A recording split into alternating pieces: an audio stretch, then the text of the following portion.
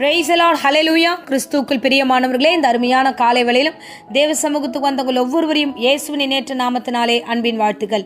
இந்த நாளிலும் நியாயாதிபதிகள் 11ஆம் அதிகாரத்தில் எப்தா என்ற தேவ மனுஷனை குறித்து நம்ம வாசிக்கிறோம்.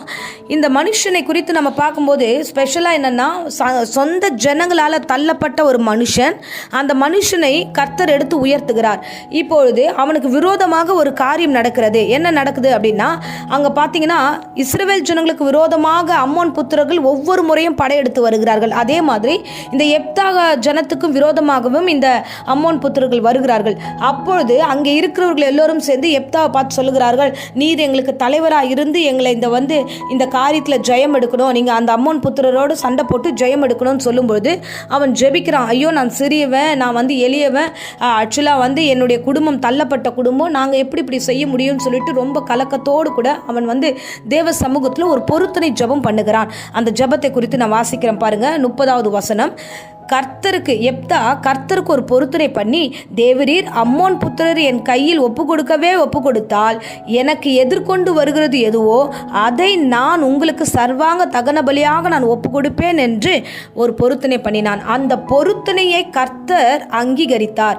ஆமேன். அதே மாதிரி அவனுக்கு ஒரு பெரிய ஜெயத்தை கர்த்தர் கொடுத்தார். அந்த ஜெயத்தை முடிச்சுட்டு அந்த அம்மோன் புத்திரர்கள் ஜெயிச்சுட்டு அவன் எதிர்கொண்டு வரும்பொழுது பார்த்தா ஒரு பொருத்தனையை அவன் சொன்னான், நான் எதிர்கொண்டு யார் வராங்களோ அவங்கள நான் பொருத்தனையாக கொடுக்குறேன் அவன் சொல்லியிருந்தான். அதே மாதிரியே அவன் வரும்பொழுது ஜெயிச்சுட்டு வரும்பொழுது அவருடைய மகள் எதிர்கொண்டு வருகிறார். பார்த்தது ஒரே மக, என்ன பண்றதுனே தெரியல, ஒரே கலக்கத்தோட வேதனையோடு கூட அவன் என்ன பண்ணுகிறான், இல்லை நம்ம கடவுளுக்கு ஒரு பொருத்தனை பண்ணிட்டோம், அந்த பொருத்தனையை நம்ம செலுத்த வேண்டும் என்று மனப்பூர்வமாக அந்த பொருத்தனையை தன் மகளை குறித்து ஆண்டவருடைய சமூகத்தில் ஒப்பு கொடுத்தான். அல்லேலூயா. இந்த சம்பவத்தை குறித்து ஆண்டவர் எனக்கு காலை வேளையில் நோடு கூட இடைப்பட்டார். பாருங்க, ஒரு மனுஷன் சொன்ன வாக்கை நிறைவேற்றுவது என்பது ரொம்ப கஷ்டம். நீங்கள் இதை பண்ணீங்கன்னா நான் அதை பண்ணுவேன், இதை செய்கிறேன், நான் செய்கிறேன்னு வேண்டிக் கொள்ளுகிற வேண்டுதல் பார்த்தீங்கன்னா ஈஸி. ஆனால் அது வேண்டுதலின்படி நம்ம செய்கிறோமான்றது ரொம்ப கஷ்டம். பிரசங்கில ஒரு வசனம் இருக்குது, என்ன தெரியுமா, நீங்கள் கடவுளுக்கு ஒரு பொருத்தனை பண்ணிட்டீங்க அப்படின்னா அந்த பொருத்தனையை செலுத்துவது தாமதிக்காதீங்க.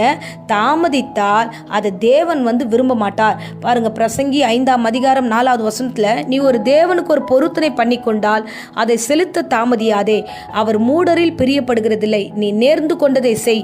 நீ நேர்ந்து கொண்டதை செய்யாமல் போவதை பார்க்கிலும் நேர்ந்து கொள்ளாமல் இருப்பதே நலம். இந்த வசனம் எவ்வளோ உணர்வுள்ள வசனம் பாருங்க. ஆண்டவர் சொல்லுகிறாரு, நீ ஜெபம் பண்ணாலே நான் செய்வேன், ஆனால் நீ ஒரு பொருத்தனை வச்சு ஜெபம் பண்ணி நான் இதை செய்கிற ஆண்டவரே, நீங்கள் எனக்கு செஞ்சா நான் செய்கிறேன்னு சொல்லி வாக்கு கொடுத்துட்டு அந்த வாக்கை நாம் காப்பாற்றாமல் இருந்தோம் என்றால் தேவன் உண்மையாகவே அங்கே வசனம் சொல்லுவது மூடரில் பிரியப்பட மாட்டார். இப்படி சொல்லி ஏமாற்றுவதை காட்டிலும் சாதாரணமாக ஜெபம் பண்ணிட்டு போயிடலாம். நீ நேர்ந்து கொள்ளாத, நீ ப்ரே பண்ணாத, இந்த மாதிரி ஒரு பொருத்தனையெல்லாம் நீங்கள் வைக்காதீங்க. உங்களால் அந்த பொருத்தனையை சரியாக செய்ய முடியும்னு நீங்கள் தீர்மானம் பண்ணீங்கன்னா அதை செய்யுங்கன்றாங்க. பாருங்க, எப்தாக்கு எதிர்கொண்டு வரா பார்த்தா ஒரு பொண்ணு, அதுக்கு முன்னாடி அவன் ஜெபம் பண்ணுறான் உருக்கமா, நான் ஜெயிச்சுட்டு வந்தேன்னா அவங்க கிட்ட ஜெயிக்க முடியாது, ஆனால் சின்ன கூட்டம் நாங்கள் ஜெயிச்சுட்டு வந்துட்டோம், ஒருவேளை நாங்கள் அந்த விஷயத்தில் ஜெயிச்சிட்டோம்னா எதிர்கொண்டு வருகிறதை பொருத்தனையாய் தருகிறேன் என்று ஒப்பு கொடுத்தான். அதை அப்படியே செய்தான் என்று வேதம் சொல்லுகிறது. அல்லேலூயா.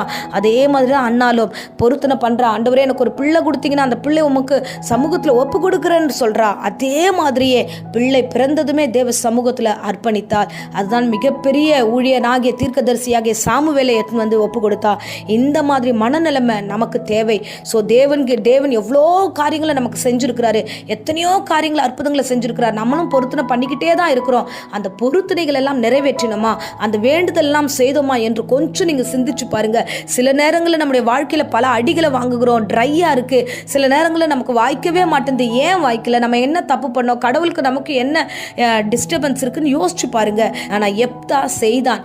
மிஸ்பாவுக்கு ஜெபம் பண்ணுறான், ஆலயத்துக்கு ஜெபம் பண்ணி அந்த ஜெபத்தின்படியே தன் வாழ்க்கையை அப்படியே செய்தான், ஒப்பு கொடுத்தான், அவன் பொருத்தனையை நிறைவேற்றினான். கர்த்தரும் அவனை ஆசீர்வாதமாய் நடத்தினார். ஸோ இந்த வேலையில் கூட நீங்களும் ஏதாகிலும் இந்த ஒரு வேலையில் இந்த மாதிரியான ஒரு காரியம் யோசிச்சிருந்தீங்கன்னா அதை நிறைவேற்றுங்க, தாமதியாதீங்க, தேவனோடு ஒப்புரவாகுங்க. நிச்சயமாய் பெரிய காரியங்கள் கர்த்தர் உங்களுக்கு செய்வார். இப்போது மடியேன் உங்களுக்காக ஜெபிக்கிறேன். அன்பு ரட்சகா, இந்த அருமையான தருணத்துக்காய் ஸ்தோத்திரம். ஆண்டவரே, இந்த ஜெபத்தை கேட்ட, அந்த பிரசங்கத்தை கேட்ட ஒவ்வொரு பிள்ளைகளையும் ஆசீர்வதிங்க.